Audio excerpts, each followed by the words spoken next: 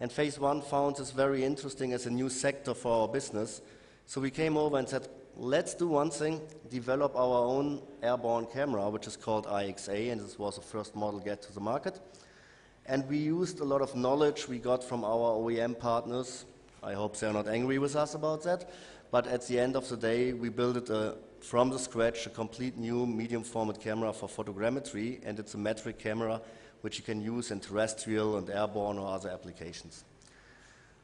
We finished this development, we went to market 3 years ago, and it was a nice approach being at the Intergeo in Germany, one of the biggest shows, standing on the stage. Everybody came along. Who are you? I mean, I know your face, but who are you? Why have you another shirt? What is phase one? What are you doing? Oh, we make cameras. Oh, never heard about that. 3 years later, we have around 300-400 units sold. Everybody knows that. Everybody's happy with our cameras, and we are coming to Intergeo. Hey, good that you're here. What's new? Come on, let's talk. So it's fun. It's a lot of fun, and phase one was always known to be a company having a lot of fun. So what we have today is we have 4 different models in our range of cameras. We have 2 which are a little bit bigger ones, mostly going to the manned aircrafts. We have 2 different line of lenses.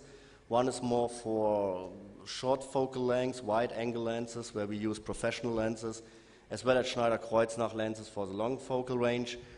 We offer 60, 50 and 80 megapixel cameras, and the 60 megapixel camera is also available as an achromatic version, which goes more in the direction of near-infrared capturing.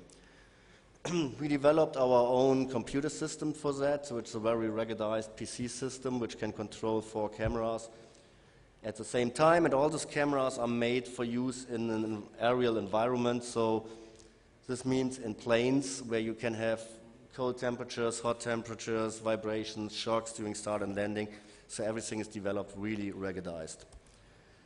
The latest version, what we call the top model, right now is the one which comes with the Rodenstock lenses. It's also available with 50, 60 and 80 megapixel. We announced it last Tuesday, one day before the show here in India, and we were really working hard to have a chance to give you guys first in the world a view on this camera, and we were very proud that here in India we had a chance to show it first time. So it has RGB near-infrared modules, single shutter system with a high shutter speed. You can combine multiple of these machines together if you like to use them in a multi-camera head-up for oblique images, for oblique cameras, for nadir cameras, for widening the SWAT on the ground. And of course, we always keep an eye on the growing UAV market. It's still a little bit not clear where to fly, where not to fly, but we have already sold several cameras to UAV manufacturers which are using them in different applications. So on the next slide, I put together some pictures from UAVs where we have our cameras in. There's my special friend from Asia with his white small thing, which is flying very well. Have a good endurance time, and he's doing a lot of photogrammetry with this in China. On the upper side, there's a bigger one where they have 2 cameras in there, and they're very happy with it, using them, and they got excellent results. One of the famous markets for us is integration with LiDAR systems. So we have a very close cooperation today with Regal, which are using our cameras together with their scanners. And some customers have even dual setups, like here, whereas one is a near-infrared camera, one is an RGB camera, together with a Regal Q780. And it's installed in Brazil in a plane, and the guy is flying a lot of missions over the Amazonas, and he needs the near-infrared information as well. So Regal is offering, as one of our partners, this camera, or we offer to existing Regal customers. We also sold cameras to users of Optec or Leica. So it's quite a good thing to combine a medium format camera with a LiDAR system. Just for the fun, some pictures. This was taken with a 110 millimeter lens using an 80 megapixel sensor. It's a water park in the United States. And I forgot to zoom in, because you can see humans on the slides going down, and it gives you a good overview about what's possible with our cameras.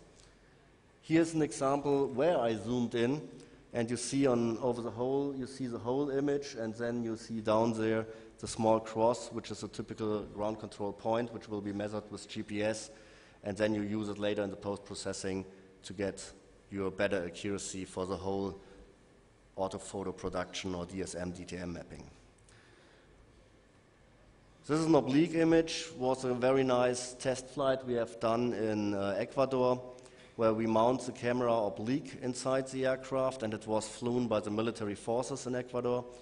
And these guys are flying along the coastline, checking boats and ships, because some of these tankers, they're going and make an illegal cleaning of the tanks before they go into the harbor. So therefore, they like to see what's going on there. I'm not sure if this guy's doing it or not. It looks a little bit when you look at the black part, which is coming behind the ship, and a small one is already coming to guide them in the harbor. And they want to identify all the things, seeing people on the boat, seeing the registration name of the boat, the flags, and. And we were flying along this coastline, took a lot of things, and some of them also do illegal fishing and things like this. So this became more important for the Coast Guard. It is not directly photogrammetry, but it's something where cameras are used in airborne. I got recently some images, and if you like to take a look on, you're welcome to visit our booth, from NOAA in the United States, where they flew over the Iceland, over ice parks, where you have seals sitting around, and then they're counting the seals. And it's very lovely to see all the seals on the ice, sunbathing, and it's nice images sometimes, even if it's not measuring, but it has something to do with geodata, and that makes it special. Okay, I was told I don't have enough so long time, and I will give more time to the people coming behind me. So therefore, I will say thank you very much. I like to indicate that we have here one of my colleagues from India. He's working here in India for us. His name is Mr. Srikant Panda. There's his email address. So if you would like to get more information and see that we are active in India, you can contact him at any time. We are a little bit sorry sometimes that you still not offer so many companies the possibility to fly, because this would increase your market, your business, and our business as well. So it would be a win-win for both of us. But I hope that in the next years this market will open a little bit more, and more people and more companies in India are allowed to fly, that we can combine our efforts together, can support them with cameras, can help them to set up a good photogrammetric environmental system. And whenever you have things and you like to talk about it, contact Mr. Srikant Panda at any time. He has to tell me all the time what's happening in India, so I can kick his ass a little bit around if he's not doing it. So have fun, enjoy the rest of the show, and whenever you have questions, come back to us.